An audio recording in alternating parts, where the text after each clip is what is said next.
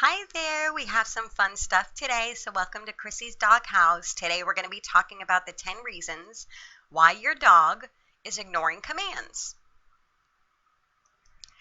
So, if your dog is like giving you deaf ears, this is my little grandbaby Letty, and she does that quite often, and although it's her breed, she is trainable, I promise you. When this happens, you want to avoid repeating the command over and over again and imposing yourself until you get a response. You don't want to do that. You want to take a step back and consider the following scenarios, which are some of the most common issues encountered when training dogs. The first one is low value treats. Are the treats that you're giving your dog even worth working for? I mean, is it something that you would work for? It's a romantic and hard to debunk myth that dogs work for us just to please us. In reality, as opportunistic beings, dogs are more along the lines of thinking, like, what's in it for me? And this is according to the Association of Pet Dog Trainers. The right use of treats can really make the difference between a dog who is eager to work and one who really couldn't care less. The use of low-value treats, such as like kibble, it can be detrimental if your dog isn't excited by them, especially during the initial stages of training. When there's distractions around, that also doesn't help. So just make sure that your treats are worthy of attention. Also remember to stick to treats that are like soft and they smell good and they're really small bite-sized pieces. This allows your dog to quickly gobble up the reward and focus his attention right back on you rather than being distracted by chewing on this long-lasting treat that's going to take forever for him or her to eat. A suggestion, a really good suggestion, is try to use what Dr. Ian Dunbar uses, and she's a respected veterinarian, and she calls this the Ferrari of dog treats. Freeze-dried liver. I put the link in the description for you. It's very reasonable. It's on Amazon, easy to get, fast shipping with Prime, and free shipping with Prime. Most of you guys already know that. Number 2, let's move on, the low rate of reinforcement. Are you missing out on rewarding? In the initial stages of learning, or like when there's a lot of distractions around, your dog might find like sniffing the grass, looking around, marking territory, pulling on the leash. They find that to be more rewarding than the training, right? So why is that? Why does that happen? It's probably because there are stimuli that are extra interesting and worth paying more attention to, like that bright red fire hydrant. If your dog has received little training in the past, he may have been doing this for a really good part of his life. Increasing the rate of reinforcement during this time by giving your dog more treats for his training efforts may help to motivate him, and it will teach him to pay more attention to you rather than to the distracting environmental stimuli like that red fire hydrant. A low rate of reinforcement can also cause your dog to get frustrated and just plain old give up, like not even try anymore. Remember, during the initial stages of learning, you need a continuous rate of reinforcement. Give rewards for every success. And only once your dog shows signs of responding well can you move on to a variable schedule, like only giving them treats for success every now and then. You don't want to do that in the beginning. Number 3, high criteria. Are you asking too much at once? This is where the saying, be a splitter and not a lumper, comes into play. It is often tempting to try and teach new behaviors all at once in a single evening. Like, when your dog stops working for you, you start thinking to yourself, am I asking for too much at once? The truth is, when your dog fails to respond to a command, it's because it's too hard for them. So try not to ramp up the difficulty too quickly. Break the objective down into several attainable steps, and that will help your dog to succeed. Here's a really good example. If you were trying to train your dog to touch the tip of a target stick with his nose, You could reward him for touching any part of the stick at first. Over time, once your dog gets a hang of it, then you could move on to rewarding him only for touching the rounded tip at the top of the stick. Works wonders. Try your best to prevent your dog's progress from stalling, and do not make your training sessions too long. Keep them short and sweet. Excuse me, need some water here. Number 4, high level of distractions. Is there too much going on? Dogs learn best when there are little to no distractions around. So be sure to start your training sessions in a quiet room where there's really not much to distract them, not much going on. Once your dog's able to perform the behavior in that quiet room, then you build from there and you gradually start asking your dog to perform the behavior in a noisier room. Then you progress to the yard, a busy street, the dog park, and so on. If you start on a busy street or at the dog park right away, your dog may not respond because you have not yet built a foundation for the behavior. Number 5, lack of training. Has your dog ever been trained before? You want to ask yourself that.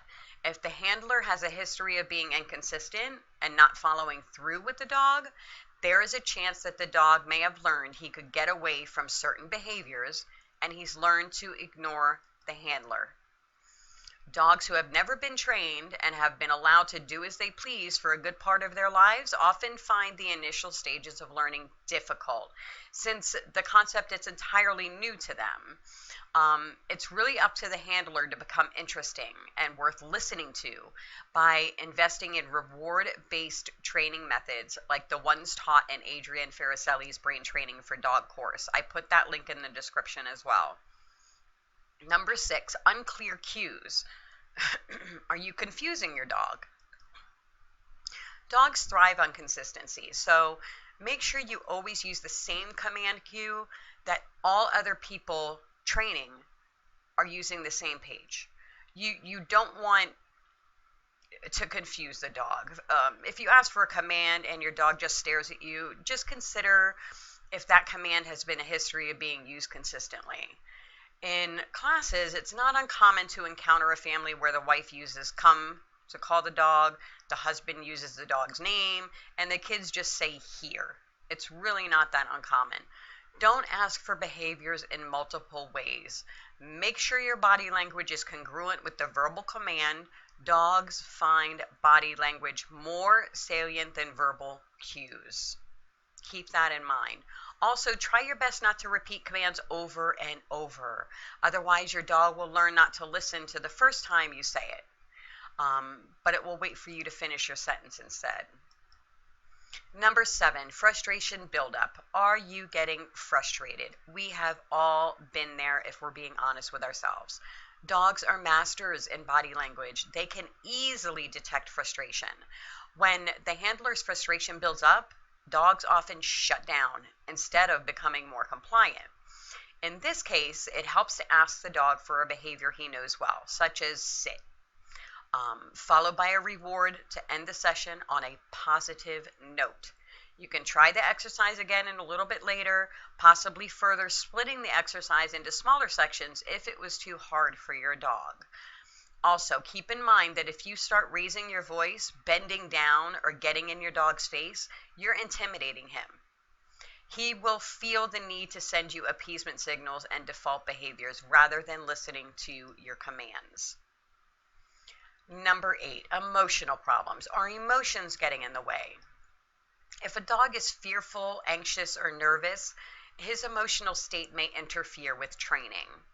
This is because the dog is often in a fight or flight state, which affects his cognitive function and it impairs his ability to learn.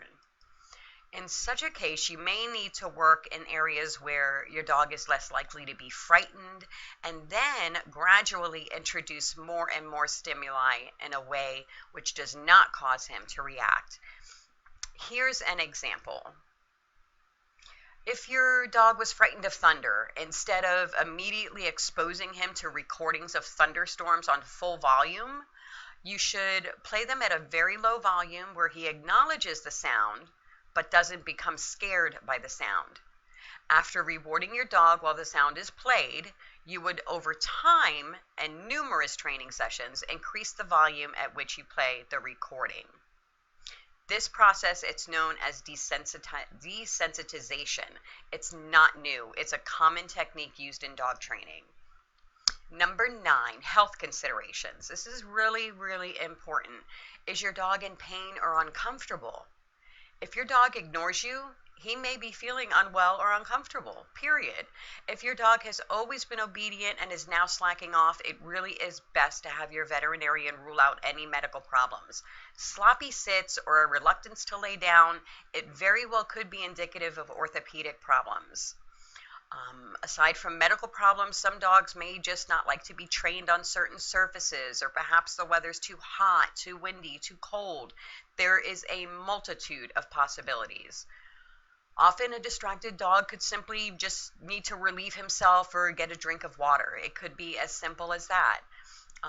Consider how well you would perform on an exam if you were busting to use the bathroom. I mean, really. Number 10, are you forgetting to brain train your dog? Many owners are not aware of this, but when it comes to dogs, idle minds are the devil's workshop. Yet many owners, they're really just happy to leave their dogs bored by the fireplace all day, leading to untold behavioral problems. The simple secret to a well-trained dog is engaging their mind and getting them thinking. In the wild, before dogs were domesticated, they would spend much of their lives performing tasks necessary for survival. And even in more modern history, dogs had special roles to perform in their relationships with humans. You can still see these natural drives in dogs today. For example, you'll notice how beagles love to follow scents, how some terrier breeds love to dig, and how tree and coonhounds bark upon noticing prey up a tree.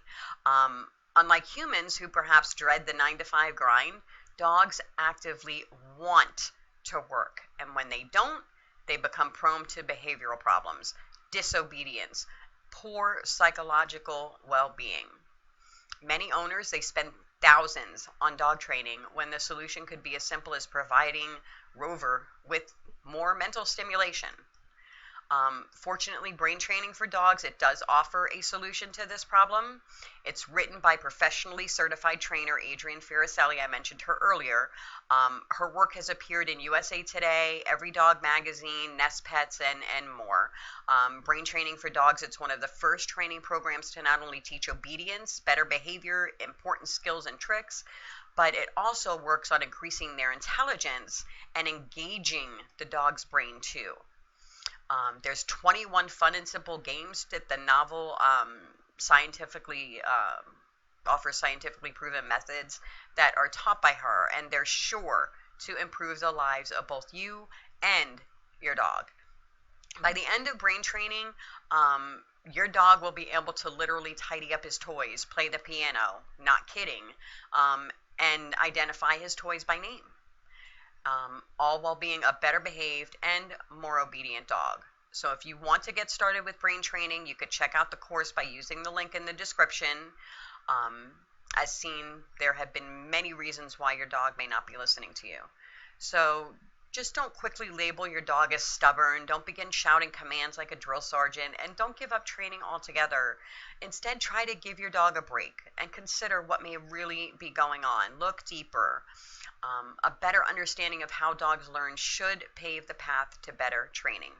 I hope this helps. Be sure to subscribe and check in on my blog, chrissysdoghouse.com, and I'll talk to you guys later. You guys have a wonderful day. Bye.